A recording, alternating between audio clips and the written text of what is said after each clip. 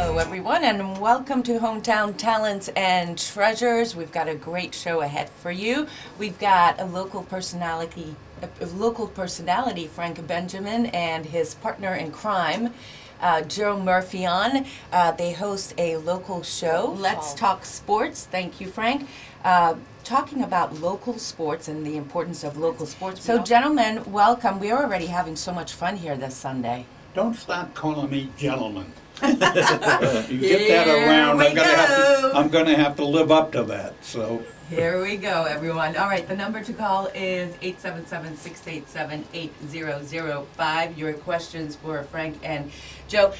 You guys, I want to ask you how you got involved. Well, mine's not as my experience is not as extensive as Frank's. I get involved well, in. You're still young. Oh yeah, yeah. Oh, thank you for that. That was very nice. You said I was still young. oh, Very thanks. nice. Nobody ever said that to me. Right. I was wondering if I was talents or treasures, which ones I was. But anyway, so no, You're the and. Oh, and nice, right? Talents, treasures, and I'm the and.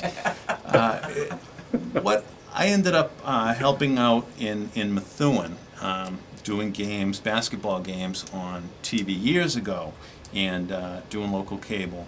And as I was in my very early 20s, and what ended up happening is I was going to Merrimack College. I ended up getting a job and working, and I raised, two kids of my own, who they're grown now, and I got a call to come back by Ray Pilot in Methuen. So I've got a lot more involved lately because my kids are grown. I have a lot more free time on my hands, as you know, and I've been involved with football and basketball games probably for the last, I'd say, 10 years, pretty much solid. Now I met my friend here, Frank. Well, Frank's known my father for years.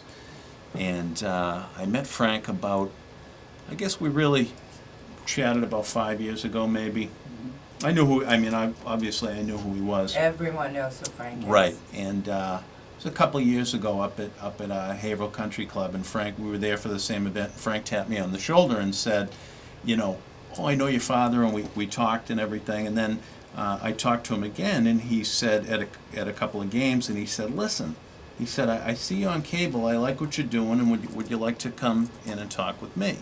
And I said, I would love to talk about local sports and local athletes and so forth. I love doing it, I love following it, I love supporting it. And it turns out I'm not alone. I barely scratched the surface. This is a man who's been doing this for years, and you're a very humble guy, Frank, but your years involved with the Police Athletic League. You know something? And even before that. I'd rather have a sister that worked in a combat zone than somebody telling me that I was humble. Well, I don't know. I don't know. Never Well, happened. listen, Yeah, the I don't know interesting about thing that. is I went with Frank to Fazio, Coach Fazio's, what is that camp called? I gotta go with Fazio basketball camp. The basketball camp, and even younger generation, everyone knows Frankie and his passion and dedication to local sports. Frank, why did you get involved? Why did I get involved? Well, many years ago, this show was Let's Talk Sports with Billy Callaghy, Bobby Lefebvre, and Roy Reese. And Roy Reese's kid is now on Channel 4 Sports and ESPN and all that. And they brought me in to interview a couple of times when I was running softball teams and everything. And then before you know it, I was the guest that never left, So I've been in it like about 20 years. I've had some good fun in it. I remember watching Joe on TV, on cable TV, and I only knew him from the back because that's where the camera was behind him. Right. And I thought he was wearing a yarmulke. Yeah, he thought, you can see that. Get it? I don't know. Get A it? little bit of a bald spot. What? What was that? A little bit of a bald spot. A little Now, bit. But listen, I want to ask you guys, where do you think this is going, local sports, and the attention that it gets? Obviously, the major leagues is a multi-billion dollar. I want to answer that. Okay, multi-billion dollar entertainment entity. What do you think local sports I'll tell is you going? what happened, okay? Whenever you're talking national sports, You've got every channel on TV talking national sports. You've got multi-radio stations talking national sports and everything. And nobody was talking about the local kids, the local athletes and everything. And that's something I really, really have pushed. If I have any legacy to sports in this area, it's because we've had so many young people on that I still meet, and it was the thrill of their lifetime to be on the radio. And at one time, we used to, at the games, we used to give a sweatshirt and a trophy away to the player of the game. And it was my job as the color announcer to pick the players of the game. So it all meshed together. No, absolutely, and I think, locally, I think the sports are covered very well, and of course, Frank for years, doing games on the radio and inviting athletes in and showcasing different teams, and not just like football and basketball, yeah. but it absolutely has been everything. It's been women's sports, it's been, and Frank, I know things, maybe you don't know a lot about soccer or track or any of these things, but he's had a lot of these guys in and supported a lot of it, and I think this is a great part of the country and a great Eastern Mass here, where we do have such a rabid following for all our local teams. It includes the high school as well. The kids learned after the game. We were interviewing somebody or before the game. And before you started here, Esther, we had the North Andover girls basketball players in here. And it was just before Christmas. You couldn't believe what a great time they had. They had their raps. They were telling their buddies to call and the whole thing. And I made them sing Silent Night, the worst rendition I've ever heard in my life. Oh, boy. And we Supports used it the Jimmy Carter used it through the whole Christmas season. And I'd go to North Andover and it was a ball. And that's the best part of it. When I'm at Demoulas and kids come up to me, and when I'm downtown and they come up to me, that's the best part of it. I want to ask. Well, go ahead, Joe. Well, I was just going to say, I was thinking, I went up to the fights up in Rockingham with Frank about 4 weeks ago. I was the one who was supposed to go. Well, I understand I was the backup plan, right? Hometown. Well, somebody talents, said he's treasures, better and looking than backup. anybody you would have brought with you. So I understand that. I was the second choice, but that's okay. He was going to take me to Dave Fazio's basketball camp. So you were the Fazio. backup. Well, it's actually Fazio, but that's okay. Well, that's what he says. He could be wrong. I don't know. So, but anyway. Okay. Yeah. Anyway. When we were up there, it took us a half an hour to walk 100 feet because everybody and his brother was coming up and stopping Frank and saying hello and Mr. B, great to see you. Kids, young kids coming up. Everybody slapping him on the back and saying hello, thank you for helping. Yeah, he's quite the superstar. Yep. I know. I was there. I want to ask you guys both, watching sports, youth athletics, what types of changes are you seeing? You just had your show and you talked about concussions. That is now a big thing that a lot of coaches are watching. What other trends are you seeing in youth athletics? Well, one of the big things that has changed, and I mentioned it last week, the Little League World Series. They flew me in to do the games down there when Andover was in. And it was like being in a time warp. It was so great to be there, so clean and no garbage going on. It's just a sensation. I covered the Celtics when they won the championship, and I covered the Red Sox when they were in the World Series. Numerous high school championship games. That is, without a doubt, the best thing that I ever done. And the owner of our station was Kurt Gowdy, and his son, Kurt Jr., was with ABC, and he brought me around with everybody, whatever this guy needs, he's taking care of me, It was great. I see the changes, and I told Joe this last week, when I see 3 coaches sitting on the sideline with clipboards taking the tendencies of the kids that are playing. This guy. Now, if you know any kids at 12 years old, how can you tell their tendencies? They're still talking high. You know what I mean? I think sophistication is. Yeah, and then I saw one guy go over to talk to a kid.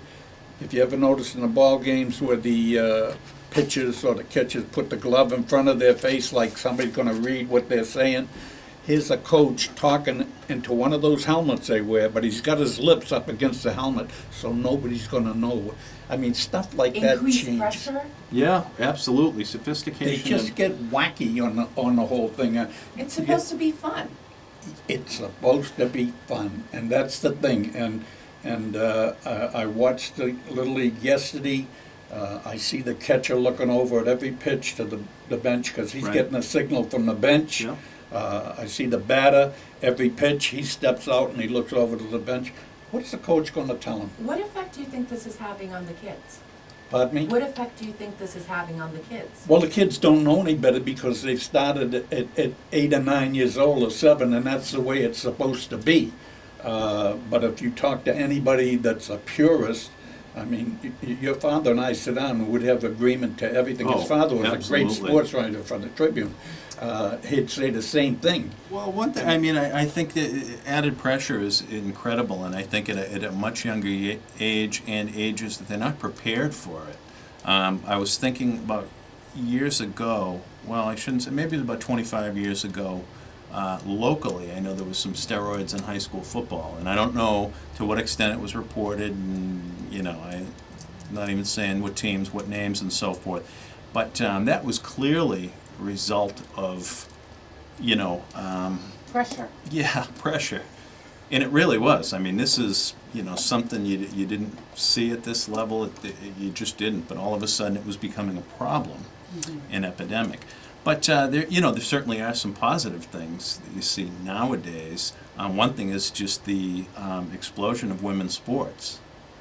You know, where Excuse me, and that's where I like to take a bow, because I really push women's sports. Right. On the radio, basketball and softball. I really did that, and I didn't make any bones about it. The guests I were going to have, we Yep. might have 3 weeks boys, we'd have 3 weeks girls. We Yep. try to keep that, and a lot of those girls came in, and I thought it was fairness. The only thing that you heard me say once before, they wanted equal rights, but the first thing they did in basketball was change the size of the basketball. Right, right. They use a smaller ball than the guys do, and Right. that really bugged me. But the women's sports have come a lot, and everybody thinks at 12 years old that the kid, girl or boy, is going to be a professional and is going to the NBA or something. And a lot of parents are living their life vicariously to what the kid is doing, and sometimes it's a real Well, pain in the butt. I want to ask you guys about that because, you know, you take a look at other countries where in schools sports perhaps are not as much of a focus. Of course, some of the kids are picked to go in a certain track, and that track would be into national sports. But really there's more of an academic focus in schools, and kids in other developed countries are doing better in math, science, you know, all the important subjects that matter. Do you think there's too much of an emphasis in schools for kids on sports? And do you think the nationals are partly to blame? What are your thoughts? I think the parents are to blame, and in all countries, and I think with this epidemic they're having of the, what is it, PED, Joe? Right, That they're taking and everything. I mean, you take a country like Santo Domingo, and you go to the fields out there, and they don't have bases. They don't have, the fields are like junkyards and everything. They don't even have good waste treatment plants and stuff like that. Somebody comes up to them and is going to offer them $10 million to play baseball. They could buy the country if they wanted to, you know they've got to accept it, and so they start with the drug thing. So because you can get it down there without a prescription, Joe, you know.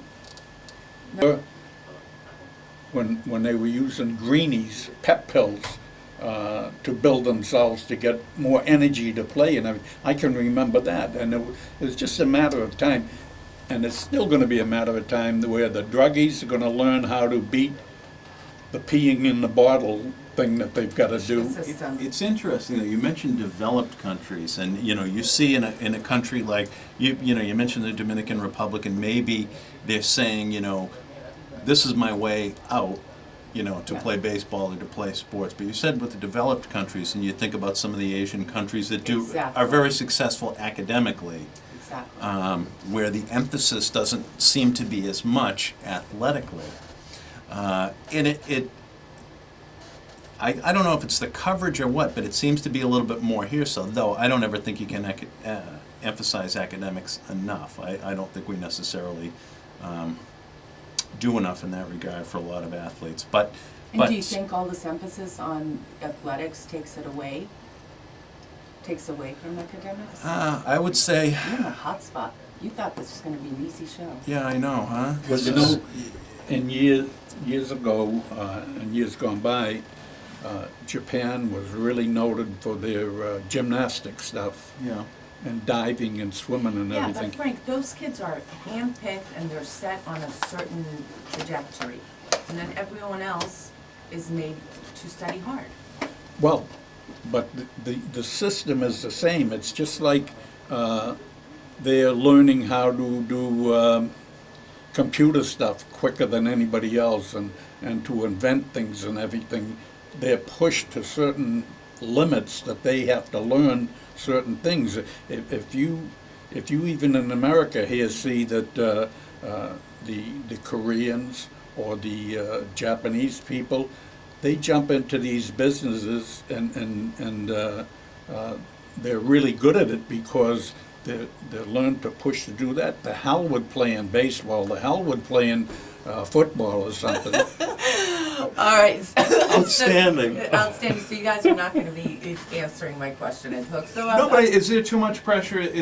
Are we emphasizing athletics too much? I would say in Massachusetts, no. I would say Yeah, but wait a absolutely minute. not. What about when they caught all the Russians on steroids years Well, ago? that's. I mean, Right, that's, here's a mentioned that question. about national. Right. You So here's a question different for you guys. track. What do you think the Hernandez case is going to do to football, to sports, to local sports? What are you hearing from kids? What are you hearing from people?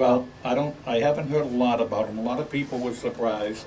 I'll tell you what is a big surprise too. Jerry Remy's son murdering that girl that he was Yeah. dating. That was a terrible story. Yeah. I'm here to tell you very right sad. now, That guy's gone through a Jerry lot. Remy is one of the biggest jerks I ever met in my life. And I don't wish him anything, No, certainly not. But that's terrible. But Hernandez, with the professional sports, with the colleges, even Florida recruiting Hernandez to go to school, they know his background. I mean, that isn't like, they know a kid from the 7th grade what's happening. If they're going to invest 4 years of a scholarship, they're making sure that they're going to get their money worth. So The you think pros, they look the other way just because of his? there's his so many things he's got away with talents? because he was an athlete and the whole thing. Yeah, but you know something, Joe? If we won $10 million like my neighbor did that lives right near me, Yeah. I mean, I wind up in jail because I don't know how to handle $10 million. And you're giving people that come from a little farm somewhere and maybe Too from much the for them? Dominican with $40 million, of course they're going to get in trouble. What's the first thing they do? They buy 12 pounds of gold to hang around their neck, 7 cars, and 12 guns. It's true, isn't it? Well, you can laugh at it if you want. No, I It's mean true. it's funny the way you say it because I mean with the gold and everything, but I mean I think the reason he was a bad guy. I mean he could have gone to Bad any is college. bad, It could have yeah. been any guy that when punks get into trouble, nobody's surprised. You're not. If I went think he through- was a bad guy. I think the Patriots knew he was a bad Yeah. guy, but so did the Taking a Jets. shot, yeah. Everybody else and You think they should redo their the way they vetting. vet their players? Absolutely not. I think I think one a few will slip through, and I'm not talking about murders. I mean obviously but Bucks. that's kind of an odd, Extreme. unusual, extreme is the word I was looking for. Thank you. What about First the of all, guy- let me just thank our sponsors, Tamara Wetzel. She is a stylist. She is in Andover. Her phone number is 978-914-4427. And Grace Moscato, shopgracemakeup.com or graceprocosmetics.com. Stylist, makeup. She'll do you up, do your hair, your makeup, everything. Check her out, and we thank our sponsors. What influence do you think this case with Hernandez and some of the doping issues has on young kids going into sports, going into as young children? Well, I think the doping issue that's interesting. Testing, sophisticated testing now, they're tightening up on the testing, certainly in baseball, certainly in football. You don't hear too much about it in basketball and hockey, but you've heard it for years in any Olympic sports. I saw two of those professional basketball players get stopped by a cop in Andover, and they said, walk that white line, and one of them said, I don't know if I can walk it, but I'll sniff it for you. Get it? The thing is that... No, I think the testing, and you mentioned it before with, they're kind of one step ahead. Yeah. The testing is pretty significant, and I don't think it will be very long before they're testing at the high school level, and I think that's absolutely crazy to think about. But yeah, I really do think that. Do you think it's a deterrent for kids? Oh, absolutely. Mm-hmm. Absolutely, I do. Certainly in Major League Baseball now, with these heavy penalties, and it applies to college as well. And by the way, nowadays with the internet and everybody finds out everything, some coach is going to find out about some kid testing positive for a drug when he was 18 years old or whatever. There's no more secrets. I saw in the paper 2 weeks ago a kid that used to work for me in the recreation department got busted for heroin. And I swear to God, he started on steroids because he was a weightlifter and he was buffed and everything. Yep. And he was a handsome kid and everything.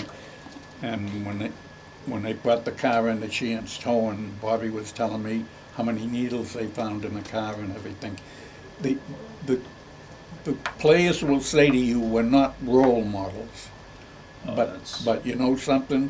Yes, they are. Look at that, Lance Armstrong. They don't want Atrocity. they don't want the responsibility. They want the money that goes with the glory and everything. Right. If anybody watched basketball in the Larry Bird years, Larry Bird, when he first came out of Indiana, couldn't spell cat if you spotted him the C and the A, okay? And then he polished himself off, became a great speaker and everything. But do you remember, Joe, when he'd go to the line and he'd wipe his sneakers with his hands? Right.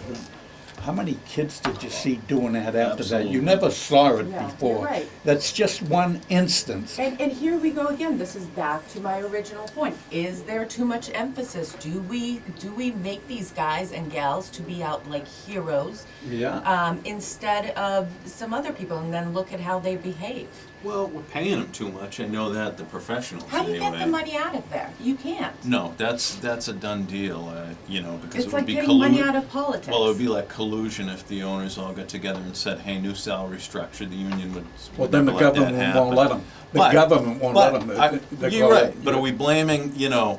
What about the people that are paying $200 a ticket to go see these guys play, to pay $10 for a movie so Tom Cruise gets $20 million or Yeah. whatever it is? That's crazy I too. said go gave to a Lowell good- Spinners. I Right. gave a good friend of mine Excellent. a couple of weeks ago, I gave him 2 tickets to sit at the Red Sox game where he could put his arms on the dugout, Yep. okay? Closer to the players than we are to Eszter, okay? Cost me $300 for 2 seats to take care of him. I owed him a couple of favors, so I wanted to do that, and I did it. We pay the price, but it's the TV rights and everything that has jacked the prices Yep. up with everybody, because now they started pushing the salaries up and they started pushing everything up and everything. So what happens? It's got to go up with us, and it's never going to go down. No. No, you look at. I think Jim Rice was the first $2 million player, I believe, and that was about. Just guessing, it was about 82, 83, somewhere around there. Now, A-Rod's making $25 million or $30 million or whatever his, contract is. It's crazy. Lauren, let me once again thank our sponsors, Grace Moscato of shopgracemakeup.com or graceprocosmetics.com, and hairstylist Tamara Wetzel. Thank you to both of them for being our sponsors. All right, guys, let's get back to the issue that we didn't get resolved, and I don't think we will. And that whole issue of, is there's too much emphasis in this country, too much money on sports and on pro athletes, and what can be done? And is it harming children? Is it deterring them from going to being the great scientists or engineers or whatever? You know something? It's like putting smoke back in a bottle. It's never going to go back. I can remember when the baseball players used to have to work winter jobs when the season wasn't in vogue because they didn't make that much money. And then I remembered when Ted Williams got $100,000 and Joe DiMaggio got $100,000 a year. And somebody said, well, you know, the president doesn't even get that money. And Williams said, well, he didn't hit 300 last year. I did, you know. And then it started working out, and then all of a sudden, it's out of control. I mean, I remember reading a couple of years ago, one basketball player was offered $140-something million, and he was insulted that he should have got more money than that. You know, $147 million. Come on. Listen, I want to ask you guys what, Frankie, what keeps you doing what you're doing? Well, one, I'm retired, and so every day's Saturday, and this is something to do. There's no heavy lifting. I enjoy being around the athletic people. I enjoy being around the kids. I really enjoy the kids a lot, and I'm involved more in the boxing club now. That I should bring you there someday. You gotta see that place. It's incredible, and it's a labor of love. I like doing stuff like that. I would like to do more. I would like to make sure that we start doing games and everything. I'm not sure whether that's going to happen because we have to get sponsors. But I really enjoy it, and I do enjoy the notoriety that it gives me. You know, when I was born, I was an illegitimate kid. Okay, so now I'm the legitimate Frank Benjamin. That makes a big difference. You know, so. And that's how I deal with some of the kids, because I know of some of the stuff that happens to them. I know where they've lived. So much that you recognize them. And without an education, I have a street education that has pulled me all through it. So, and I still do it. You know, these kids come up to me, hey, Mr. B, how's it going, Mr. B? Nice to see you. You saw it, Joe, at the fights, you know. So Years and years of kids doing that. Joe, why do you keep doing it? Well, I enjoy it very much. I love to watch these kids succeed. I love local sports. I always have. To me, it's pure. It's true. It's great rivalries. We talked about that earlier. And I like the good people that I get involved in. A lot of hardworking people. A lot of hardworking athletic directors and some great coaches. And the coaches in Methuen are absolutely terrific. And they do a great job over there, and I just enjoy watching these people, all these people, including the student athletes, work hard and succeed. Yeah, it's fantastic. Incredible. It is. It really is a case of putting your dedication, your passion into something, and then seeing the results. Right, and you got to remember, the key thing is student athlete. A lot of people just want to talk about the jock, you know. Yeah. Well said. Did I ever tell you who the greatest ball carrier in Canadian football history was? 30 seconds you have. This will take it. Go ahead. Greatest ball carrier in Canadian football history was Jacques Strap. Okie dokie, we are all laughing there inside. We're laughing on the inside. Listen, this is Hometown Talents and Treasures, and we are also on Facebook, so make sure you like us on Facebook. And if you want to nominate someone to be on Hometown Talents and Treasures, drop me a line on Facebook, and I'd love to have them on. And Frank Benjamin and Joe Murphy, thank you so much for being on. Well, thank you for inviting us. And we'll see you next week for another edition of Hometown Talents and Treasures.